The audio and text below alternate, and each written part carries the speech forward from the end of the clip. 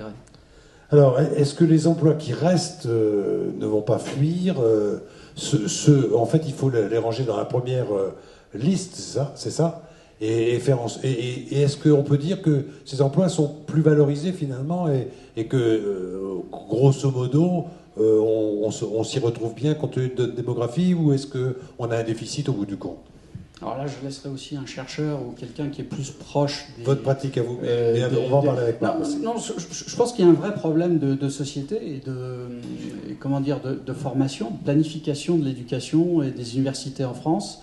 C'est qu'il faut anticiper sur ces phénomènes. Il ne faut pas les rejeter en disant on va les contrer, parce que de toute façon, c'est comme un ruisseau. Hein, vous le détournez, il va passer ailleurs. Donc, il faut simplement l'accompagner. Comment on va faire pour qu'on ne forme plus des développeurs dans nos universités, mais qu'on forme plutôt des architectes ou des chefs de projet? En fait, il faut prendre une décision stratégique comme les hindous l'ont fait. Exactement. Et on n'en voit pas chez nous. On n'en voit pas chez nous. Alors, moi, ce que je constate, c'est que, très bizarrement, on continue à former des BTS, à faire du développement. On ne leur apprend pas à piloter un projet. On est obligé, nous, entreprises, de faire ces formations après, parce qu'on n'a vraiment pas besoin de développeurs. Et que je préférerais que l'université française prenne ça en charge. Mais est-ce qu'il ne faut pas être développeur à la base pour réussir à chapeauter des développeurs et à piloter les projets? Non, c'est pas nécessaire. Non, vous savez, moi, ça m'a duré 3 mois de développement. Hein. Bon, très bien. Alors, on va voir ça avec Marc alors. Merci beaucoup, Monsieur Jouet. Alors, on va passer le micro à Emmanuel Biscay. Lui, il ne voulait pas le lâcher. Hein. Il pose des questions, mais les réponses. Il garde le micro. Alors, Emmanuel, il faut d'abord que vous nous parliez de Logica, dont vous dirigez l'agence nantaise. Alors, c'est une société qui a été créée pour l'offshoring informatique ou est-ce qu'elle a évolué avec son apparition? Présentez-nous Logica. Non, Logica n'a pas été créée pour l'offshoring. Logica, c'est le fruit du rapprochement de 4 sociétés, hein, de Logica en tant que telle, qui était une société britannique, de CMG, qui était une société basée aux Pays-Bas, d'Unilog, qui avait été fondée il y a une trentaine d'années en France. On en parlait un petit peu avant le débat. Et de WM Data, donc, qui est une société de services implantée dans les pays nordiques. Donc en quelques mots, hein, sans rentrer dans le détail de ce qui est sur la diapositive, c'est environ 40 000 collaborateurs dans le monde.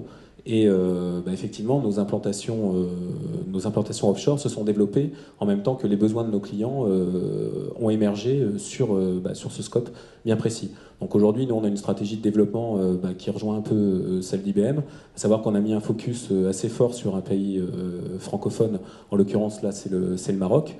Pourquoi le Maroc? Parce que c'est un pays en termes de taille qui est quand même en Afrique du Nord assez important, et surtout qui dispose d'une infrastructure universitaire et une capacité, entre guillemets, à fabriquer des ingénieurs assez forte.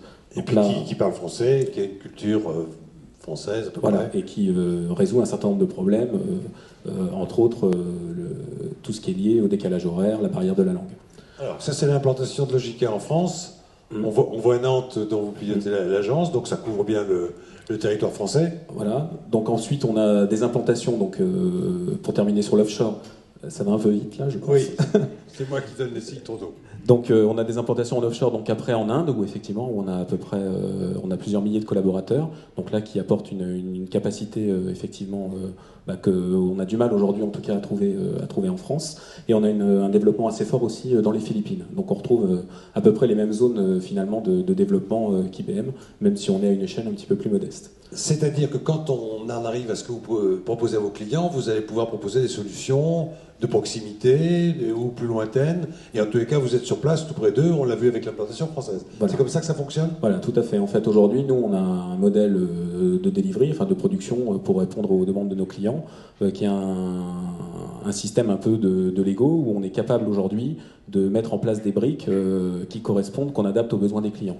Il y a des briques qui vont être à très proches, donc quasiment localisées sur le site du client, parce qu'il y a une interaction nécessaire. On va peut-être prendre un exemple. Voilà, donc on va pouvoir illustrer. Oui. Donc là, en l'occurrence, c'est le cas d'un... Alors, j'ai pas eu le temps d'avoir le... C'est un grand groupe français... sur l'énergie. Sur l'énergie, on ne sait pas laquelle. Voilà, qui ne fait pas d'électricité, donc une fois que j'ai dit ça... D'accord. Mais ça peut être... Il n'y a pas de grand groupe dans l'éolien, ni bon, d'accord. Voilà. Il ne fait pas l'électricité, donc. Voilà. Donc c'est un gazier. potentiellement. Et donc la particularité du projet qu'on décrit, c'est de la maintenance applicative autour de SAP. Donc on rejoint un peu le même type de sujet qu'on a évoqué précédemment.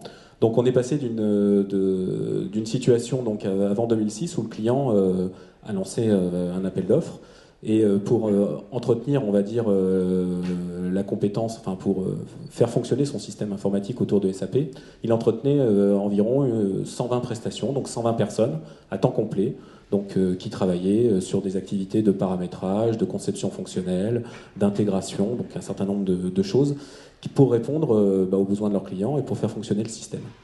Donc on était assez présent dans ces 120 personnes, on a gagné cet appel d'offres et on est rentré dans une phase qui a duré à peu près 2 ans, donc qui est la première étape de la transformation qu'on évoquait tout à l'heure. D'abord de cadrage des processus, donc de cadrage des process vraiment de production. Tout ça guidé par l'engagement qu'on avait pris en termes de résultats sur des niveaux de service et un objectif aussi d'amélioration en termes de coûts qu'avait fixé le client. Donc ça s'est passé d'abord par ce qu'on appelle de la massification. C'est qu'au départ, finalement, on se rendait compte que dans un système purement basé sur de l'assistance technique, donc des gens qu'on reconduit par période de 3 mois, eh bien les internes du client en fait avaient une fâcheuse tendance à vouloir garder la personne nommément qui était à côté d'eux, quitte à lui faire des choses finalement qui n'étaient pas forcément budgétées à la base, ou en tout cas pas inscrites au plan. Donc il y a eu aussi une étape où on a cadré des périmètres de fonctionnement et qui ont permis de prendre des engagements et de réaliser ce qui avait été demandé et uniquement ce qui avait été demandé. Donc ça c'est une partie on va dire de maîtrise du périmètre fonctionnel. Et puis une première partie d'externalisation. Alors d'externalisation, là on n'a pas franchi la rue, on a franchi le périph' en fait. Donc on est passé d'une partie des équipes qui étaient basées à la Défense et on a localisé une partie des équipes. Toute petite externalisation ça. Mais c'était une externalisation stricto sensu. Externalisation, mais quand même qui activait un levier assez intéressant, puisqu'elle permettait effectivement à une entreprise basée à Paris de bénéficier d'une partie de salaires provinciaux. Donc rien que là, ça nous permettait de jouer sur un différentiel de salaire de l'ordre de 15% à compétences équivalentes. Est-ce que c'était ça l'objectif poursuivi? Il y avait 3 objectifs. Il y avait un objectif, je vous le dis, de maîtrise des processus, un autre d'engagement sur les résultats, sur des niveaux de service, et aussi un objectif de réduction des coûts. Donc, de fait, en régime de croisière, on est passé de 120 personnes à temps complet, sur un périmètre à peu près équivalent, à 85 personnes, avec un modèle donc basé avec ce qu'on appelle un front office, donc un premier niveau d'interaction à Paris, qui pilotait, qui a accompagné le changement, à un deuxième niveau qui était basé à Amiens, en fait, donc assez proche de Paris. Donc, on retrouve à peu près les 3 tiers ou 3 tirs dont on parlait tout à l'heure, le périphérique franchi, Amiens, et puis après où? Et ensuite, donc là, il y a eu une première étape en fait d'amélioration de la performance économique de l'ensemble, de l'ordre de 20%.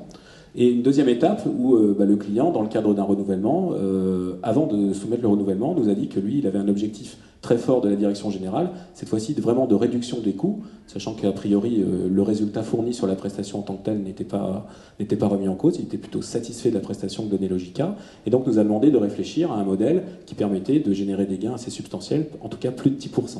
Là, cette fois-ci, uniquement sur la performance économique.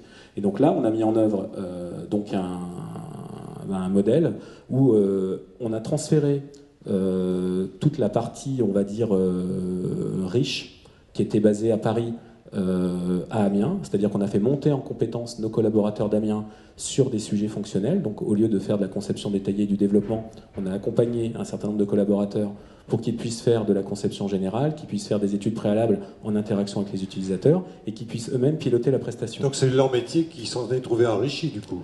Pas enrichi, c'est une bonne partie d'entre eux, ils ont changé de métier.